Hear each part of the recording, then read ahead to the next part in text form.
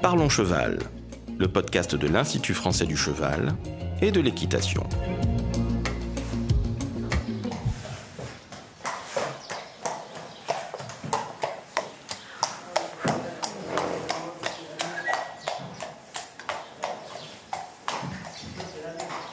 Bonjour, je suis Laurent Vigneault de l'Institut français du cheval et de l'équitation. Aujourd'hui, je reçois Léa Lansade, chercheur en éthologie à l'IFCE. Et on vous parle des 10 idées reçues sur le bien-être du cheval. Alors Léa, est-ce que tu peux déjà, en introduction, nous définir ce que c'est que le bien-être du cheval ? Quand on parle de bien-être, j'aime bien reprendre la définition de l'ANSES, qu'ils ont proposée en 2018. Le bien-être d'un animal, c'est l'état mental et physique positif qui est lié à la satisfaction de ses besoins physiologiques et comportementaux, ainsi que de ses attentes. Et cette définition, pour moi, elle est intéressante parce que ça montre que le bien-être, c'est pas juste d'avoir un cheval propre, bien nourri, en bonne santé, mais qu'il faut aussi prendre en compte toute cette dimension mentale, et c'est là que je trouve que ça prend tout son sens. Alors souvent, on a une vision un peu anthropomorphique du bien-être du cheval. Alors, c'est vrai, mais ça dépend en fait des gens, je dirais. Il y a des gens qui ont une vision très anthropomorphique et pour qui un bon état de bien-être, c'est mettre le cheval dans des conditions assez proches de ce que nous, on recherche. Donc, un box bien paillé, un cheval au chaud avec des couvertures, des bandes. Ça, c'est la vision très anthropomorphique. Et puis, de l'autre côté, il y a des personnes qui auront une vision plutôt, j'appellerais pseudo-naturaliste, c'est-à-dire qu'ils vont prôner un retour à la nature et de mettre le cheval dans des conditions proches de ce qu'ils imaginent être l'état naturel du cheval. Le but, c'est d'être un peu entre les deux et surtout de demander au cheval ce qu'il en pense. Oui, ne pas avoir d'a priori. Alors, on va maintenant aborder ces questions des idées reçues. Alors, je te propose déjà de partir sur un volet vie dans son milieu naturel. Première question, le cheval reconnaît les membres de sa même famille dans un troupeau. Est-ce que c'est vrai ? Alors oui, le cheval a une étonnante mémoire de ses congénères et par exemple, le poulain est capable de reconnaître sa mère même 1 an après qu'il en ait été séparé. On pense même qu'il peut le reconnaître à travers même des photographies, ça c'est des études préliminaires mais qui semblent être jusque sur des photographies. Être positives, oui. Et c'est notamment ce qui peut lui permettre d'éviter la consanguinité. Alors, je nuance.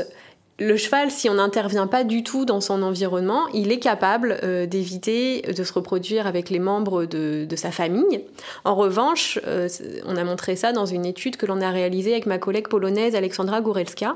À partir du moment où l'humain intervient, il va remélanger les troupeaux ou prendre un individu du groupe et le remettre, là, ils perdent quand même cette compétence. Oui, ça, donc on ne l'a plus dans nos milieux où on a les chevaux en élevage, par exemple. C'est tout à fait vrai, d'autant plus qu'en élevage, on n'a pas les mécanismes de dispersion qui peuvent leur permettre d'éviter cette consanguinité. C'est-à-dire qu'à l'état naturel, les poulains vont s'extraire du groupe familial, les mâles vont partir vers l'âge de 2-3 ans et s'éloigner du troupeau, les femelles également. Si elles le font pas, les étalons vont les rejeter du groupe et c'est ça qui va permettre d'éviter la consanguinité. Alors qu'en environnement artificiel, sur des prés qui sont assez petits, des prés de quelques hectares, on peut évidemment pas avoir ces mécanismes de dispersion et alors on peut avoir de la consanguinité. Alors, idée reçue suivante, un cheval ne peut pas vivre sans nous. Alors, évidemment, il faut leur demander s'ils peuvent vivre sans nous. Et je crois qu'on l'a fait, puisqu'on a beaucoup par le monde d'exemples de chevaux qui sont retournés à l'état naturel. Ce sont les chevaux férots. Sur chaque continent, on a des chevaux comme ça qui ont repris leur vie naturelle. L'exemple le plus typique, c'est les Mustangs. Mmh. Et ce dont on s'aperçoit, c'est que s'ils ont un habitat, évidemment, pour survivre, et s'ils ont de la place, en réalité, ils se débrouillent assez bien. Hein.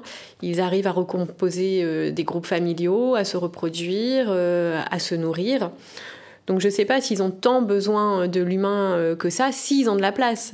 Bien évidemment, en France, par exemple, on n'a pas de place pour les chevaux férots, les chevaux qui se seraient réintroduits dans leur milieu naturel.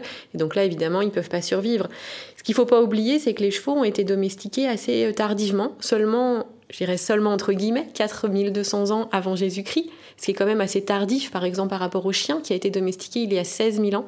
Et ça peut expliquer qu'il est quand même assez facile pour lui de retrouver une vie à l'état naturel, si encore une fois il a la place. Il y a des exemples connus de milieux qui sont redevenus naturels, dans lesquels les chevaux se sont réimplantés, comme à Tchernobyl, non?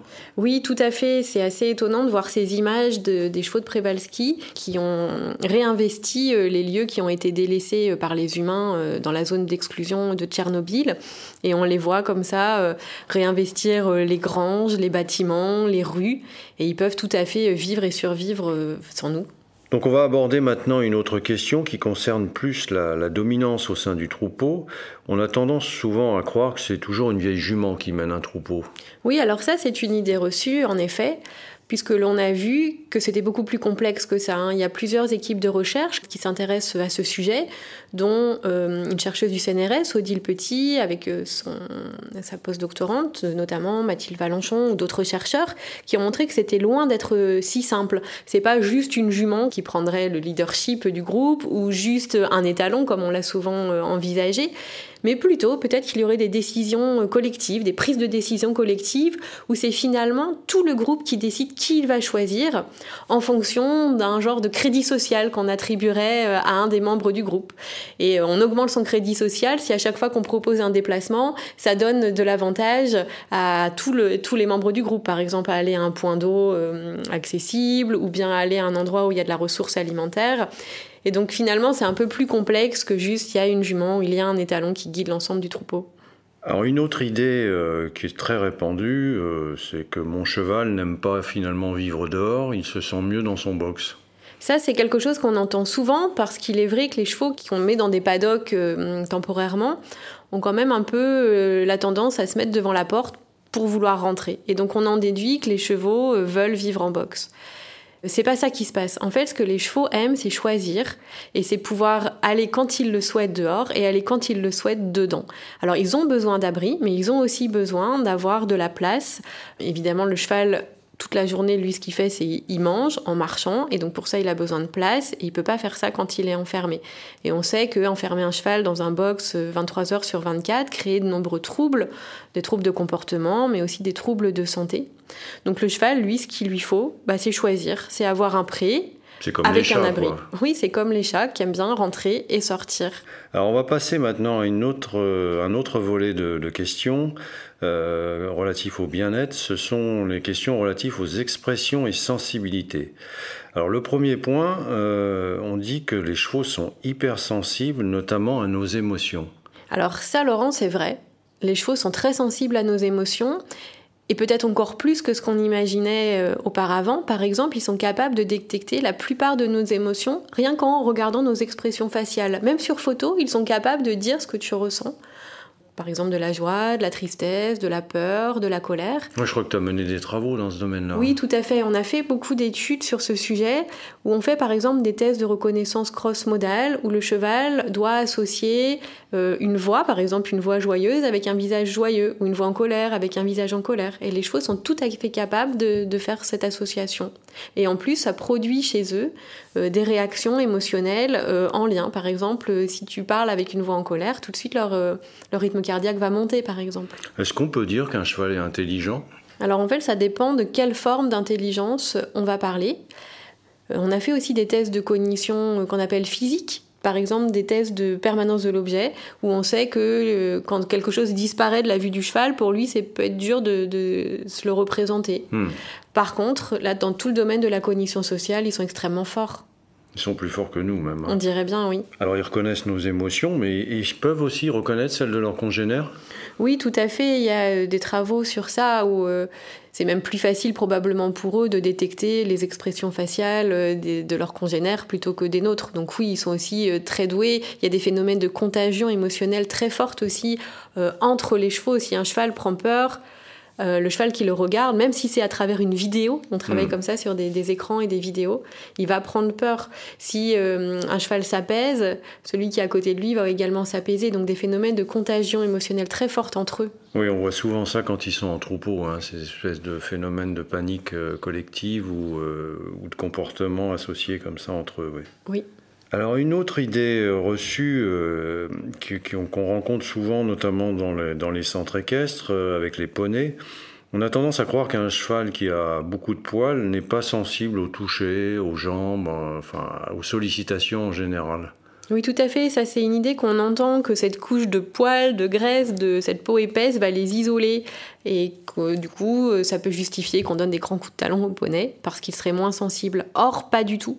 On sait même que le poil est un élément qui va permettre d'augmenter la sensibilité tactile. Ouais. Il y a un test tout simple qu'on peut faire. On prend un petit cheveu ou un crin et on vient juste toucher, piquer ce crin ou ce cheveu à la base du garrot du cheval. Et on va voir que même un poney poilu va frémir en fait juste à ce simple contact, alors que nous-mêmes, quand on touche un cheveu sur notre index, on a du mal à le sentir, on ne le sent même pas du tout à vrai dire. Oui, en fait, ils sont extrêmement sensibles. Donc les chevaux sont extrêmement sensibles. Après, il y a bien sûr des variations entre individus et entre races. Il y en a qui sont plus ou moins sensibles, mais en tout cas, c'est pas à cause de l'épaisseur du poil qu'ils ne le sont pas, bien au contraire.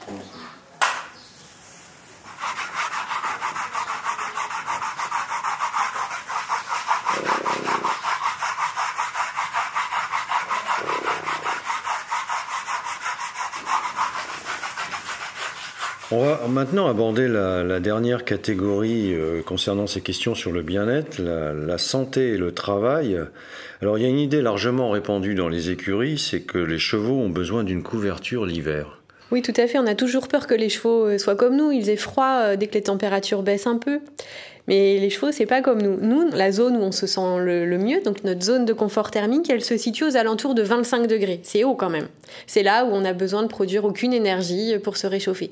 Le cheval, lui, écoute, c'est complètement différent. C'est entre 5 degrés et 25 degrés. Donc tu vois, c'est beaucoup plus bas. Donc le cheval, lui, à 6-7 degrés, il a besoin de fournir aucune énergie pour pouvoir se réchauffer. Oui, donc c'est bien Il différent. souffre pas du froid. Il souffre pas du froid. Alors après, il faut pas non plus aller dans l'excès inverse. C'est 5 degrés. Et on sait que sous les températures négatives, même vers moins 10, là, il a vraiment besoin d'aide pour se réchauffer. Donc, faut pas non plus tomber dans l'excès inverse.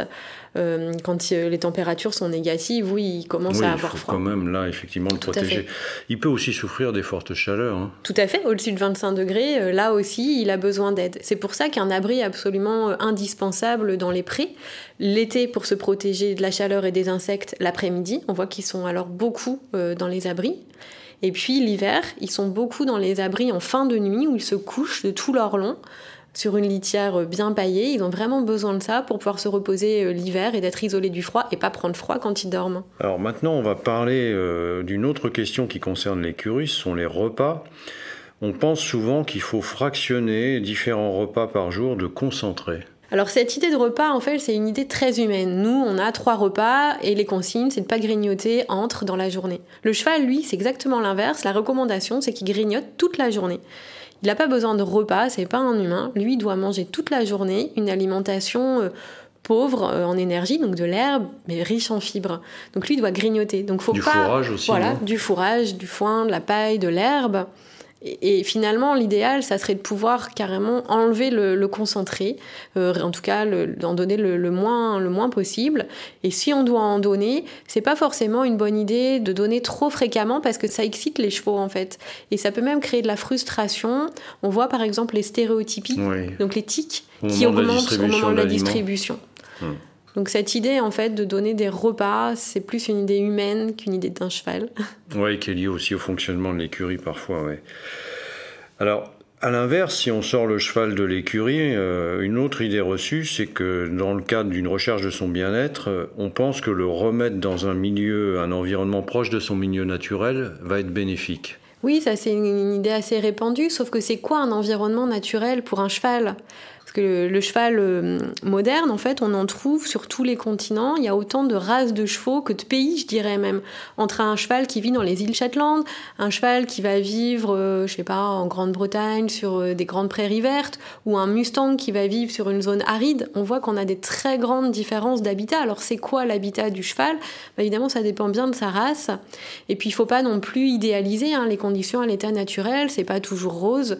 Il peut y avoir la prédation, les prédateurs, prédateurs, il n'y a pas toujours à manger, il n'y a pas toujours d'abri, donc c'est pas forcément l'idéal. C'est pas sur ça, en tout cas, qu'on doit se calquer. Il suffit pas de rajouter quelques cailloux et quelques embûches sur des parcours pour qu'ils soient... Non, c'est ça, c'est pas l'idée de le remettre sur une zone aride et de mettre des pierres qui va contribuer à son bien-être.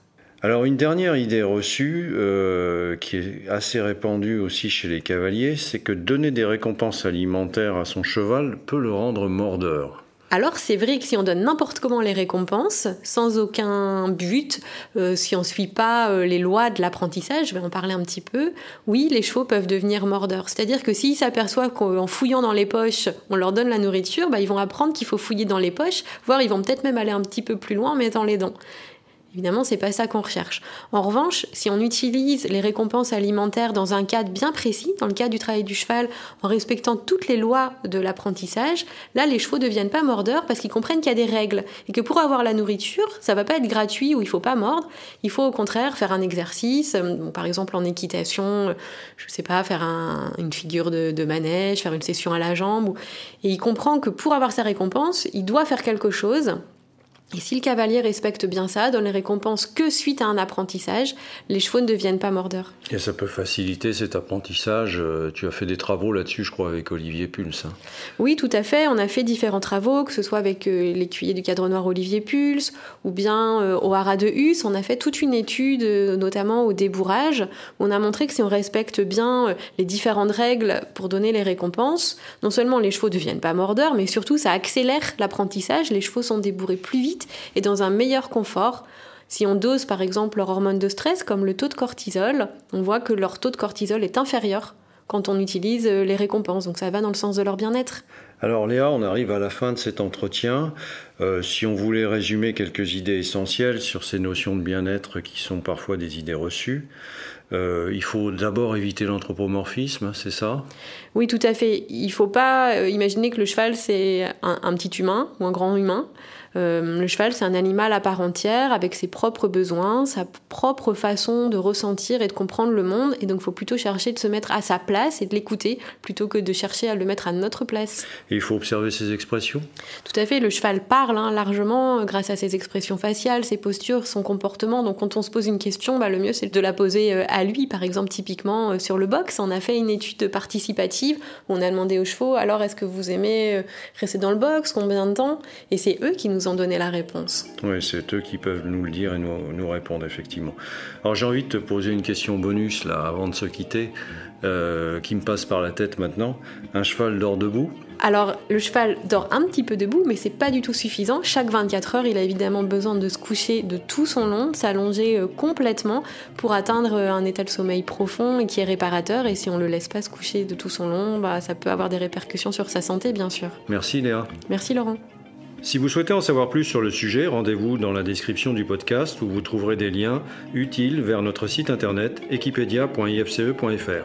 Vous pouvez aussi nous rejoindre sur notre groupe Facebook Equipedia Science et Innovation Équine pour plus de contenu. Pour ne manquer aucun épisode, abonnez-vous, partagez, commentez et n'hésitez pas à laisser 5 étoiles sur Apple Podcasts et Spotify. À très vite pour un nouvel épisode.